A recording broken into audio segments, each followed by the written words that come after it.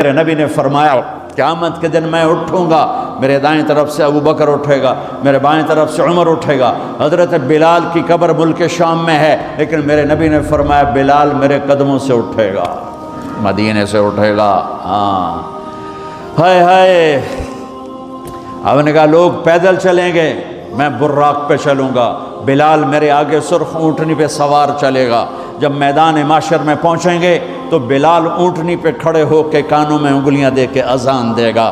وہ اذان بلالی رہ گئی رسم اذان، روح بلالی نہ رہی، فلسفہ رہ گیا تلقین غزالی نہ رہی۔ وہ اذان بلالی ہم سب سنیں گے جب کہیں گے اشہد ان لا الہ الا اللہ، تو سارا میدان معاشر کا مرد عورت کہے گا سچ کہہ رہے ہو۔ جب کہیں گے اشہد ان محمد رسول اللہ، سارا میدان معاشر کا مجمع کہے گا سچ کہہ رہے ہو۔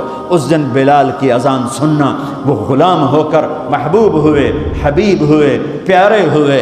جب ہائے ہائے ظہر کی نماز کی اذان دینے لگے، اللہ کے نبی کا انتقال ہو چکا ہے، جب اشہد ان محمد پر پہنچے تو روتے روتے روتے آواز بند ہو گئی، اور جلدی سے اذان پوری کر کے نیچے آئے، کہا آج کے بعد قسم اٹھاتا ہوں اذان نہیں دوں گا، میرا نبی نہیں ہے تو اذان بھی نہیں ہے۔ اور حضرت ابو بکر سے اجازت لے کر جب وہ خلیفہ بن گئے، جہاد پہ چلے گئے، 6 مہینے تک آئے نہیں۔ لاکھوں صحابہ جہاد میں گئے، کسی کو میرے نبی خواب میں نہیں آئے، صرف بلال کو آئے۔ بلال یہ کیا بے وفائی، ہم سے ملنا ہی چھوڑ دیا، ہمارے پاس آنا ہی چھوڑ دیا۔ آنکھ کھلی تو ان کو یوں لگا جیسے اللہ کے نبی زندہ بلا رہے ہیں، یا رسول اللہ میں آ گیا، یا رسول اللہ میں آ گیا۔ اور اسی وقت اونٹنی کو بھگایا۔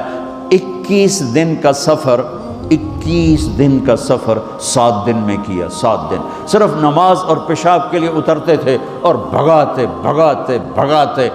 8ویں دن جب مدینے میں پہنچے تو آتے شور مچایا، یا رسول اللہ میں آ گیا، یا رسول اللہ میں آ گیا۔ ان کے ذہن سے نکل گیا کہ آپ تو دنیا سے جا چکے ہیں۔ جب مسجد کے قریب پہنچے تو پھر تڑپ اٹھے اور چیخنے لگے کہ آپ تو ہیں ہی نہیں۔ پھر گئے سیدھے قبر پہ جا کے یوں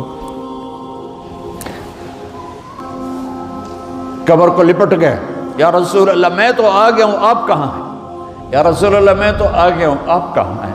یا رسول اللہ میں تو آ گیا ہوں، آپ کہاں ہیں؟ بے قراری میں روئے جا رہے، میں تو آ گیا ہوں، آپ کہاں ہیں؟ میں تو آ گیا ہوں، آپ کہاں ہیں؟ نماز کا وقت داخل ہو گیا۔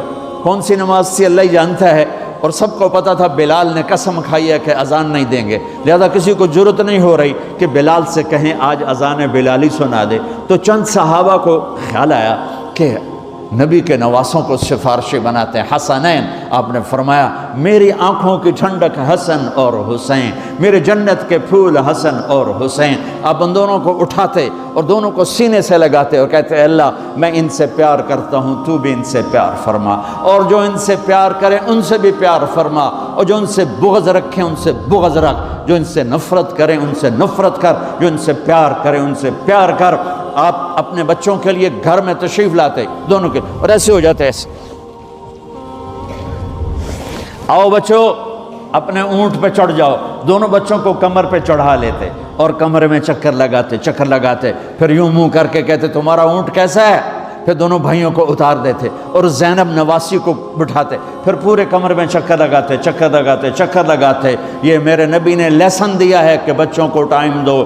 جو ماں باپ بچوں کو ٹائم نہیں دیں گے ان کے بچے ضائع ہو جائیں گے، چاہے مدینے میں رہیں چاہے بریڈ فورڈ میں رہیں۔ اور جو ماں باپ اپنے بچوں کو ٹائم دیں گے ان کے بچے انسان بنیں گے، چاہے لندن میں رہیں چاہے بریڈ فورڈ میں رہیں، چاہے مکہ میں رہیں چاہے ملتان میں رہیں، ان کے بچے انسان بنیں گے۔ اگر آپ نے بچوں کو ٹائم نہ دیا تو وہ جانور بن کے پروان چڑھیں گے، پونڈ کے پیچھے بھاگتے رہے۔ میرے نبی جیسی ہستی اپنے بچوں کے لیے ٹائم نکال رہے ہیں، تم کیسے لوگ ہو جو کہتے ہو جاب ہے شاپ ہے، ٹائم کوئی نہیں۔ لعنت ہے اس جاب اور شاپ پر جو تمہیں تمہاری اولاد کے بھی قابل نہ چھوڑے۔ بیوی کے لیے بھی ٹائم نہیں، بیوی کے پاس خامند کے لیے ٹائم نہیں، میاں بیوی کے پاس بچوں کے لیے ٹائم نہیں ہے۔ یہ کون سی زندگی ہے؟ یہ کون سی تہذیب ہے؟ یہ کون سی دولت ہے جس پر تو نے اولاد جیسی چیز کو قربان کر دیا؟ ابو ہریرہ فرماتے ہیں میں نے دیکھا میرے نبی نے کبھی حسن کبھی حسین پاؤں پہ کھڑا کیا ہوا اور جھولا دے رہے ہوتے تھے، جھولا جیسے اب مائیں جھولا دیتی ہیں اپنے چھوٹے بچوں کو، پھر ان کو کہتے اوپر چڑھ بیٹا، اوپر آ جا، تو وہ ایسے ایسے ایسے ایسے ہوتا ہوتا ادھر پھر ادھر پھر ادھر پھر ادھر پھر ادھر. آپ کہتے ہیں اور آگے آ جا. آگے تو اب ایسے ہوتے تھے، پھر آپ یوں ہو جاتے، آ جاؤ اور آگے آ جاؤ. تو وہ چڑھتے چڑھتے چڑھتے یہاں آ جاتا. اب اس سے آگے تو آپ کا منہ شروع ہوتا، تو یہاں اس کو کھڑا کر کے دونوں بازو ایسے فکس کر کے آگے بڑھ کے ان کا بوسہ لیتے اور کہتے یا اللہ میں ان سے پیار کرتا ہوں، تو بھی ان سے پیار فرما. تو صحابہ آئے بچوں کے پاس، حسن حسین، کہ بچوں آج کسی کی نہیں چلے گی، تم بلال سے کہو اذان دیں. تو یہ دونوں ننھے منھے بھائی، حسن 7 سال کے، حسین 6 سال کے، 10 مہینے کا فرق تھا دونوں بھائیوں. چچا ایک درخواست کہ میرے ماں باپ آپ پہ قربان، آپ درخواست کیوں کہہ رہے ہیں؟ آپ امر کریں، آپ حکم کریں. کہنے لگے جیسے آپ ہمارے نانا کے لیے اذان دیتے تھے آج ہمارے لیے دے دو. تو ایک دم وہ رونے لگے. بلال کہا ہے میرے بچوں، میں نے قسم اٹھائی تھی کہ میں اللہ کے نبی کے بعد کبھی اذان نہیں دوں گا، لیکن تم پہ تو ہزاروں قسمیں قربان ہیں، میں اپنی قسم توڑتا ہوں اور اذان دیتا ہوں. جب وہ چڑھنے لگے اس بی بی کے گھر، قریب ایک انصاری عورت کا گھر تھا جس کی چھت پہ چڑھ کے اذان دیا کرتے تھے، تو سانس رک گئے سب کے، آنکھیں پھٹ گئیں اور وہ یوں منظر دیکھ رہے کہ آج بلال تو ہے، محمد مصطفیٰ نہیں ہے. آج اذان بلالی تو ہوگی لیکن محمد مصطفیٰ کی جھلک نہ ہوگی. جب انہوں نے کانوں میں انگلیاں، جب انہوں نے اللہ اکبر کہا تو مدینے میں گھر گھر ماتم بچھ گیا. عورتیں بھی چیختی ہوئی گھروں سے باہر نکل آئیں.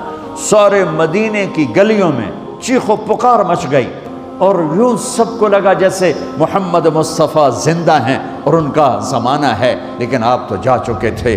یہ بلال کو جو رتبہ میرے رب نے دیا، یہ غلامی مصطفیٰ کی وجہ سے دیا ہے.